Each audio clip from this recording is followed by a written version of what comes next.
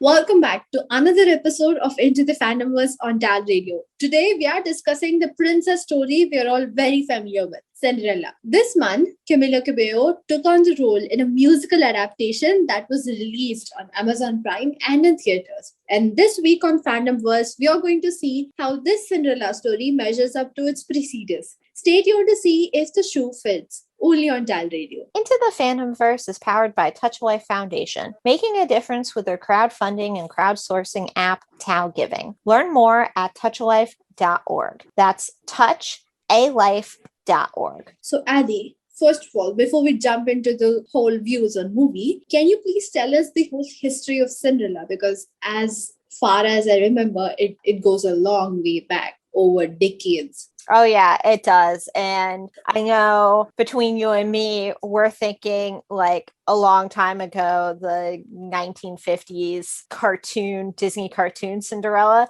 that feels ancient to us at this point. Yeah. However, the Cinderella story dates back way before that. Turns out Disney did not invent Cinderella. Cinderella is a story that has been passed down for thousands of years from generation to generation, dating back all the way to ancient Greece. So a long time. And it has been done and redone and redone. And again, I'm not just talking about, in pop culture today, our references, though we will get into that, but just in Europe, there's 500 different versions of Cinderella that have been recorded. The one that kind of is the first written version that is the most similar to our modern day Cinderella was in the 17th century Cenerentola. It's the Italian version. And then the one that is really what the Disney movie was based on was the French story written by Charles Perrault called Cinderella. And that was the story that introduced the glass slipper and the whole kind of princess Disney aspect that we all know and love. Of course, our kind of baseline for Cinderella is the 1950s cartoon from Disney. We all know those songs. Sushi, you were singing them earlier. Yeah. Exactly. Yeah. Bippity Boppity Boo is like still a classic that's used on a regular basis. And the mice and that whole storyline all comes from that cartoon.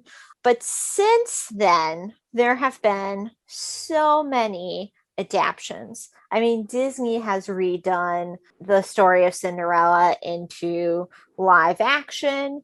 They've done the Broadway show. They've had a ton of different modernized spin-offs. All of these kind of modern day Cinderellas, though, have certain things in common. They all have the evil stepmother and stepsisters. They have some kind of godmother figure, whether they're magical or not. They aren't always magical, but they're there to kind of help Cinderella. There's usually some kind of ball, and then they meet their Prince Charming and live happily ever after.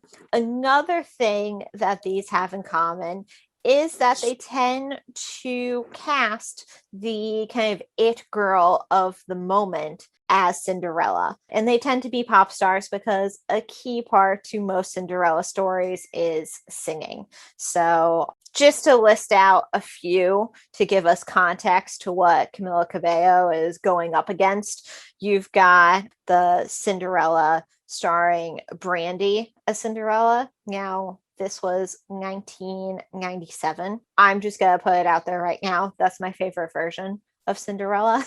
So it's a high bar to meet with that one. That one has Whoopi Goldberg playing the queen and Whitney Houston as the godmother. And it's perfection. So there was a lot to compete with, in my opinion. But anyways, moving on. You've also got A Cinderella Story that was with Hilary Duff and Chad Michael Murray playing the, quote, Prince Charming love interest. You've got another Cinderella Story starring Selena Gomez, A Cinderella Story Once Upon a Song starring Lucy Hale, and then Ella Enchanted starring Anne Hathaway. So this isn't all of them, but I think these are kind of the most relevant Cinderella adaptations that compare to Camila Cabello's version. And I think it's a good kind of starting point to see how this version kind of measured up to its predecessors and kind of where it falls in the power rankings, because they all have very key components that are similar to each other.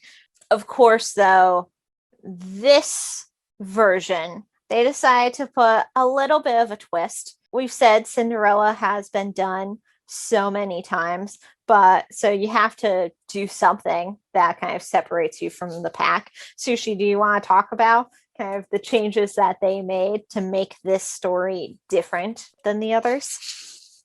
Yes, like they've made a lot of changes from the original story, and I guess they like this version has made most changes out of all. Like, first of all, there's a princess, like there's a main lead who wants to chase dreams in the princess setup, so that's new, and that's number one. And like Ella has dreams to become, a designer, to open her own small business and become a businesswoman, so that's something new. And also the famous meet and greet moment, like most of the times you see prince and princesses meeting in just, some situation, and then just have eye contact and two or three sentences, and then they just fall in love. But here you see that she sits on the statue. So like that's kind of a weird and crazy kind of first impression. So that's that. And then he becomes her first customer buying her dress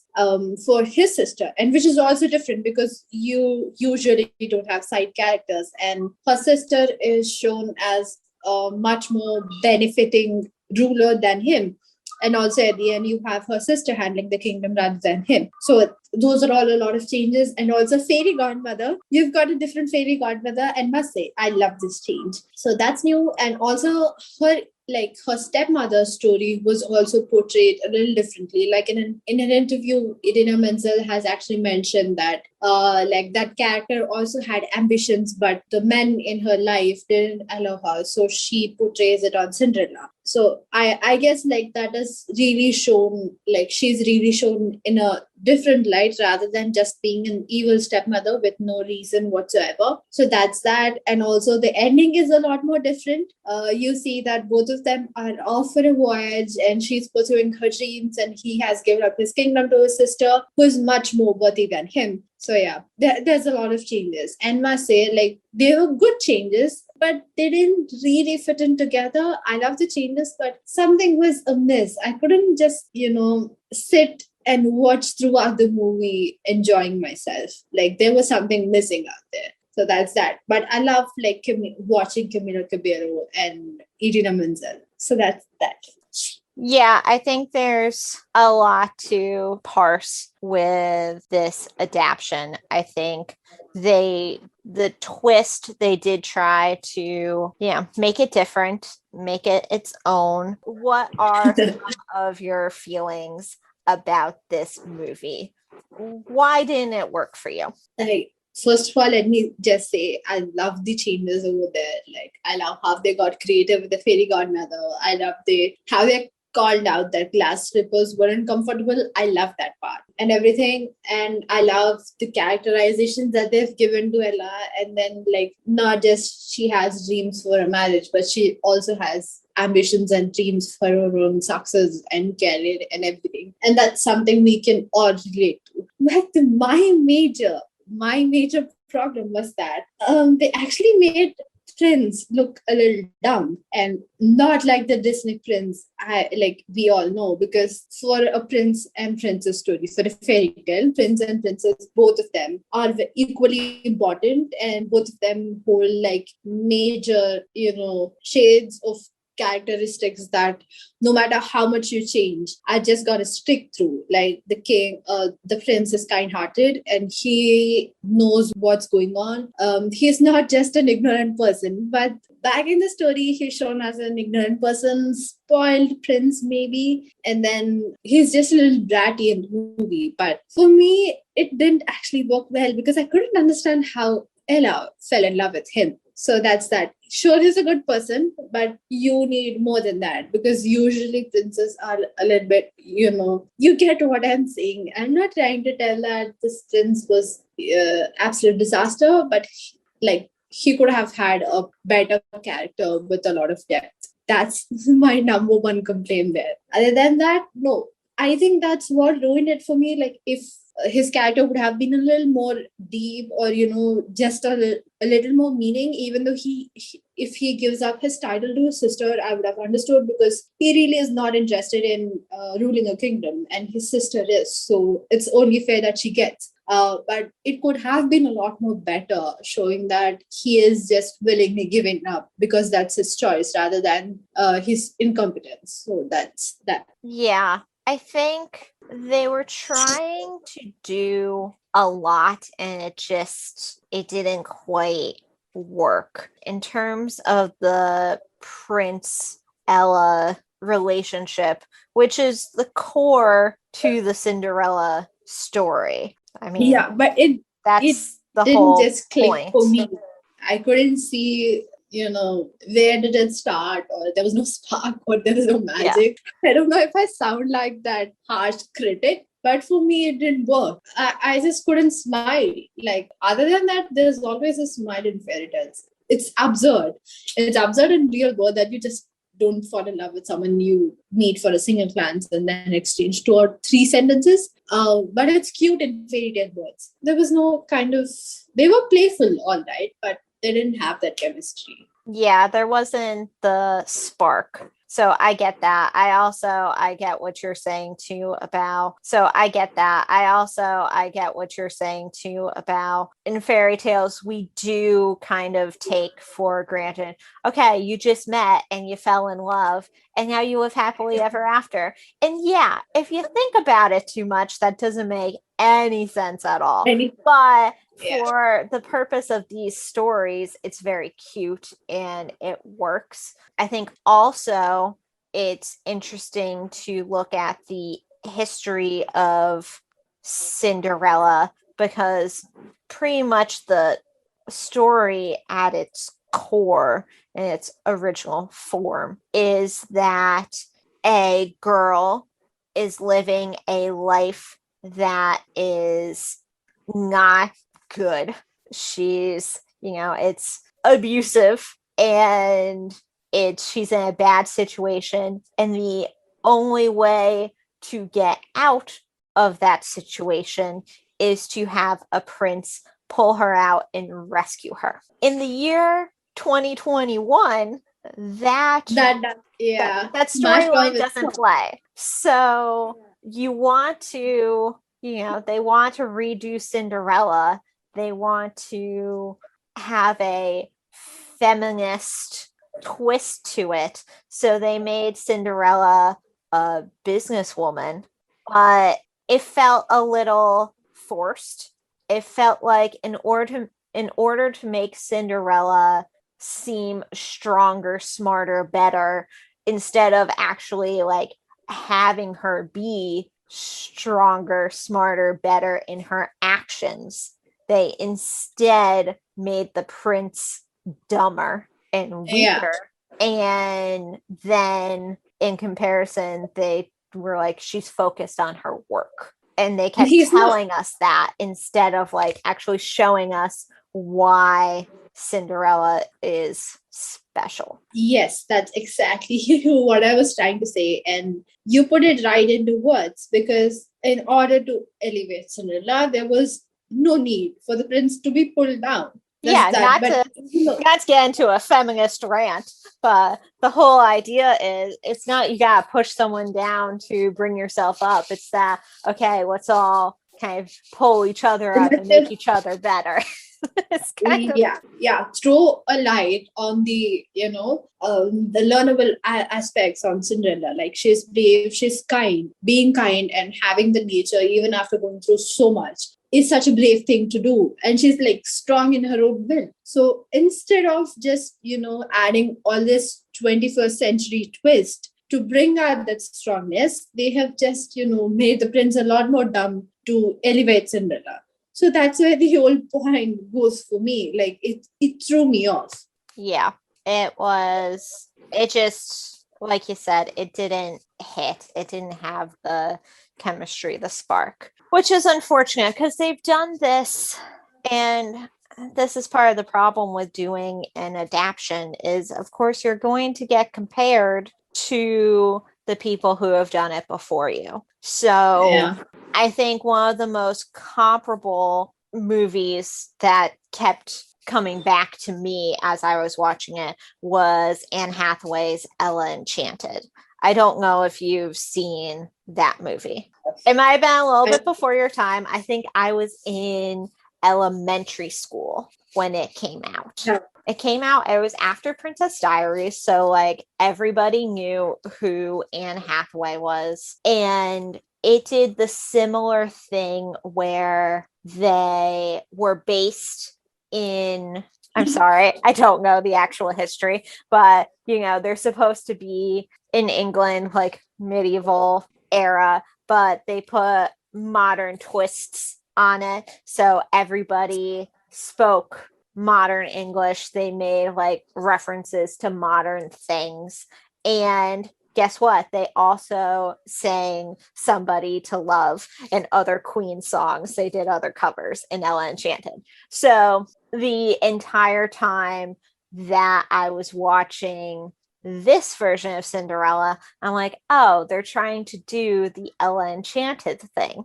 The problem with that is that even though the prince in Ella Enchanted was not great, they made him come off as selfish and unaware and self-absorbed.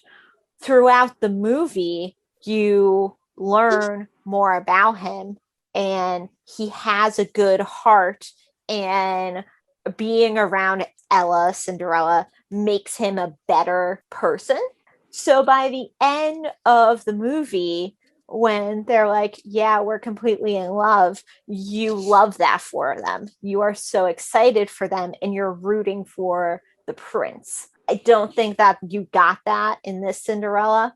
Also, I'm sorry, but all of the musical numbers in this Cinderella, they were doing covers of pop songs, and I feel like Ella Enchanted also did that better.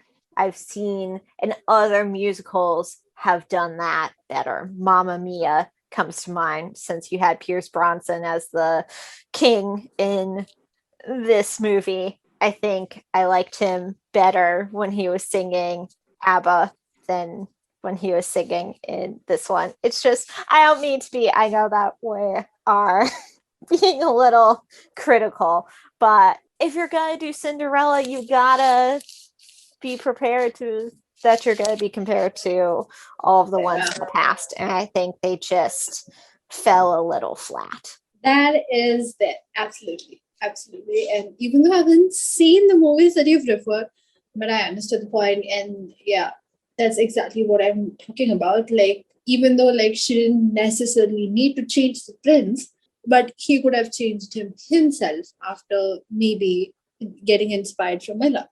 Yeah. I don't know. He might have, it would have been even good if he had pursued his own passion. Like, while pursuing his passion, he just gave up the kingdom to his sister. it would have made a lot more sense. But we're not ignorant of the efforts that they've put in through this movie. Like, it takes a lot of effort, a lot of budget, a lot of people, and a lot of hope and a lot of braveness to pick up something as Cinderella and then change almost whole of the plot, and then make it a movie and then release it worldwide, knowing that you're going to be judged, you're going to be compared, you're going to be, because that's a classic, you're going to get mixed reviews, not all will come good. But I love the effort. It's 100% for the effort. But there are few tweaks that I didn't like. As I mentioned before, few of the things which could have been a lot more better. But yeah, good job. Let's talk about some of the highlights, because despite not loving this movie, there were definitely some good pieces. Just to start off with, I think the cast was great. Idina Menzel as the evil stepmother. I love her in everything. She's perfect.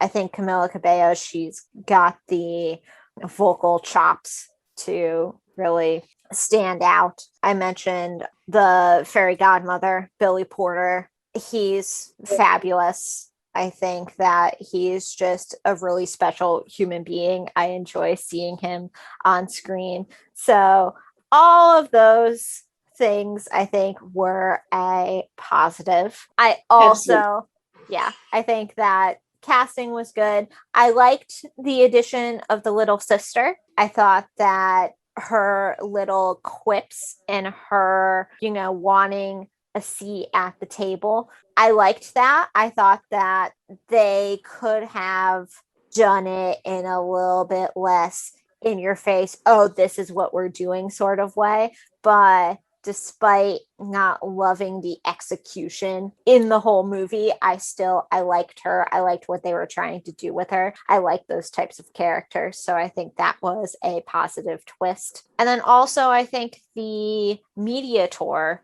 has been a lot of fun as well. I don't know if you had the chance to see Carpool Karaoke. It was amazing. Like, that was good. I was just smiling throughout, like the way they all tried to hit and then they all sang. It was good. I love Carpool Karaoke, and with the cast, it was actually very good. Yeah, I thought that was a lot of fun. I think there is a benefit to having James Corden in these movies, if only for that reason. Okay, but for me, the highlight I have to say, I love the song Million to One. Like, from the beginning, that song was used in teaser and trailer and everywhere. And I was just waiting for it to get released. And when it did get released, I loved it. Like, the song is just so apt for everyone who's just trying to, chase their dreams, get something done. And then when you're disheartened, that's actually a very good song to listen to. And I just added it into my, pep me up list. So that one is good. And mixed with Camila Cabello's vocal, oh my God, I'm just waiting for it, waiting for her to just perform it on live, because Camila Cabello always, tweaks her songs, but she just serves it in a different way every time she performs. So I just love that aspect about her. So I'm just waiting to see how she's going to twist this song and perform. But that song is number one for me. Out of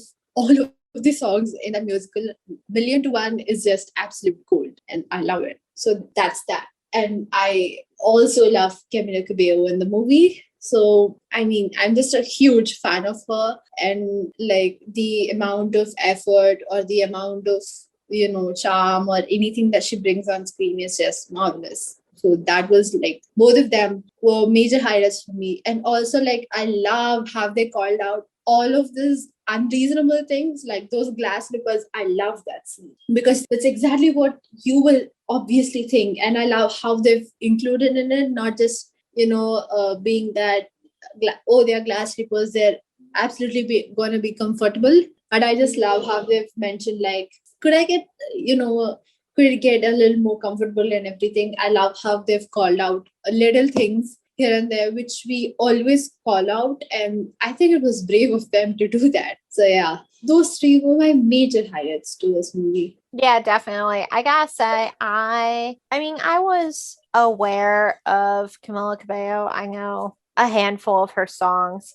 I wouldn't consider myself a fan, but she came out really well in this movie. She's very likable. And I can see why she has the following that she has after seeing her in this film. No, like she is like an absolute sweetheart. Like I love her live renditions and everything. I am a fan of her songs. So like I love her live versions more than the studio versions because she just puts her whole soul and creativity into performing a live rendition. And you don't see her performing the same thing twice. You know, she changes, I don't know, the last verse, or she changes the vocals, or she just changes the way she presents and everything. And she's just so creative all around. You can see the creativity and passion oozing out of her whenever she performs or whenever she talks. And also, she's a One Direction fan, something we all have in common. But yeah, so I love Cabello, definitely. That's great. How did you feel about the fashion of this movie? Because I think that's a key part to a Cinderella story. The dress is so iconic. How did you feel about the dress she wore to the ball? It was like I actually expected them to go all classic blue whole ball gown, but it was nice. Like for a change, it was nice to see a different color and a different design rather than just, the same old ball gown again. So it was good for me. What about you? Like, did you like the changes they have done it in the fashions? Yeah, I did. I liked her dress. I loved Billy Porter as fairy godmother. I think that whole scene, the magic was done very, very well. And I liked the look just overall of the ball. I think the dance sequences and everything, those weren't my favorite, but I think the costuming was really good.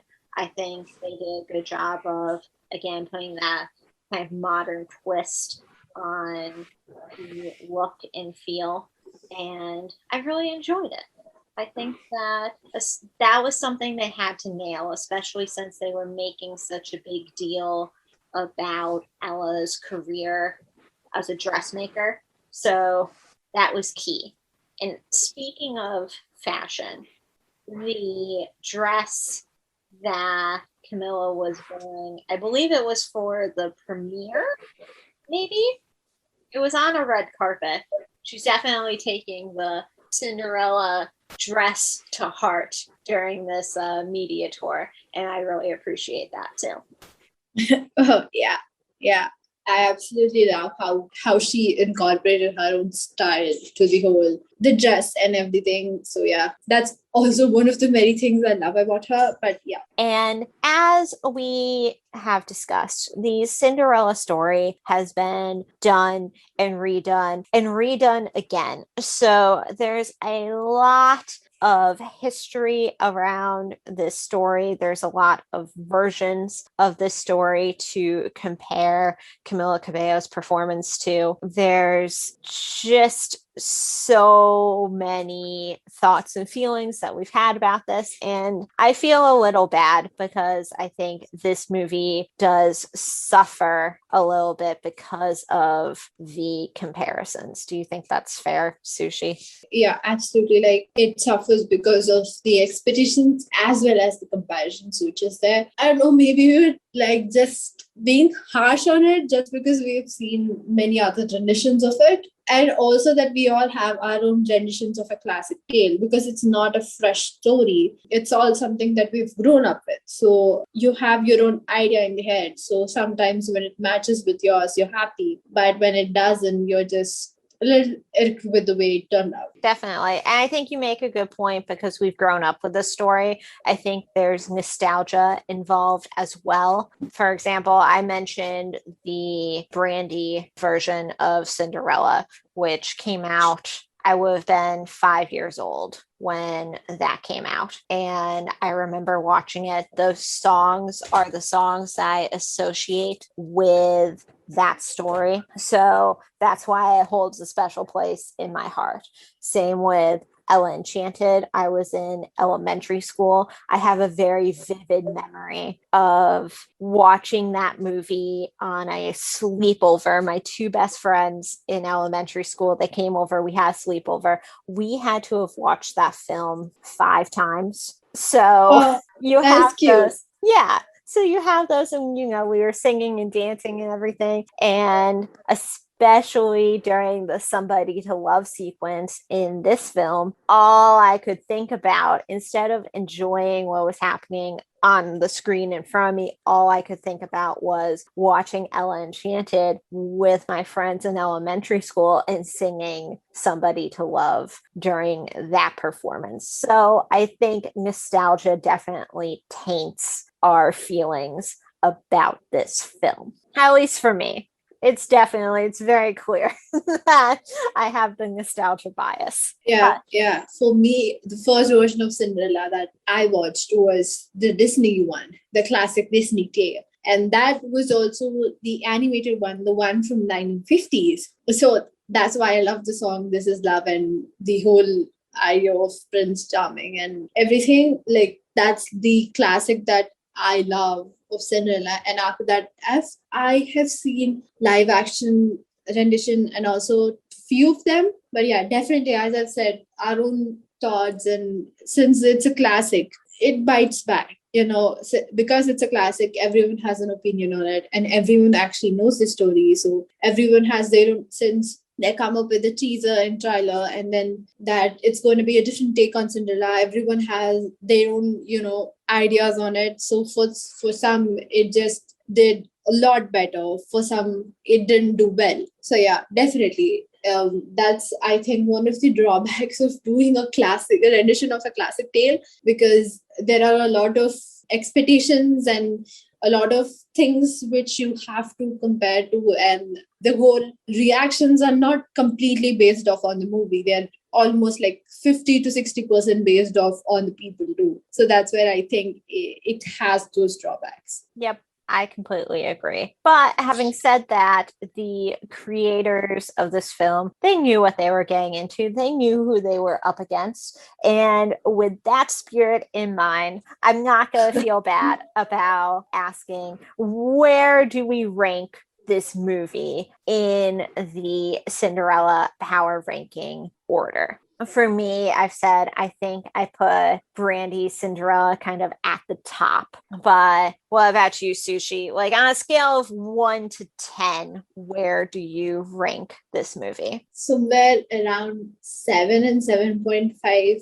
Yeah, somewhere around 7 and 7.5. I mean, it has done a lot of, like, they've took a lot of pains to, make it relevant for our generation, and, add a little bit of hilarious jokes here and there, and then, make it a lot more better and a different rendition than that. But there are also a few things that didn't work out. So I guess somewhere around 7 to 7.5 is where I would rate. What about you, Ali? As a movie as a whole, I'd probably give it like a 5.5, 6 ranking. However, in terms of the Cinderella power ranking, I do put it above Another Cinderella Story. That's Selena Gomez's rendition. Nothing against Selena Gomez. I just found some of the characters in her version a little bit annoying. I would put it in between Another Cinderella Story with Selena Gomez and Lucy Hale's Cinderella Story, Once Upon a Song. I think that was better than that rendition. However, it drops down significantly in the overall Cinderella power ranking. I think Brandy's Cinderella is number 1. Those songs are phenomenal. Brandy's voice is incredible. It's great. Number 2, I would put Ella Enchanted. I think that was just a really sweet rendition. And I think in terms of doing pop song covers, I think Ella Enchanted did a better job than this Cinderella. Number 3, I would put Drew Barrymore's Ever After. I think that showcased a strong, independent Cinderella. They did a better job of kind of showcasing female empowerment without saying that's what they were doing. I think this movie was kind of telling us that's what they were doing instead of actually showing us. Then I would put the classic Disney cartoon, the 1950s cartoon, and then A Cinderella Story with Hilary Duff. So those are my top 5 Cinderellas. This probably falls in it's definitely in the bottom half of my Cinderella power ranking. So there's that. No offense to anyone, but you knew what you were getting into when you were going to do a Cinderella rendition. Yeah. Thank you so much for listening to Into the Fandomverse, the TALRadio show for the fans and the stans. Into the Fandomverse is a TALRadio program powered by Touch Away Foundation. Make a difference today by downloading the TAL Giving app for Apple or Android devices. That's TAL Giving on the App Store or Google Play. You can learn more at Touch Away Foundation by visiting touchalife.org.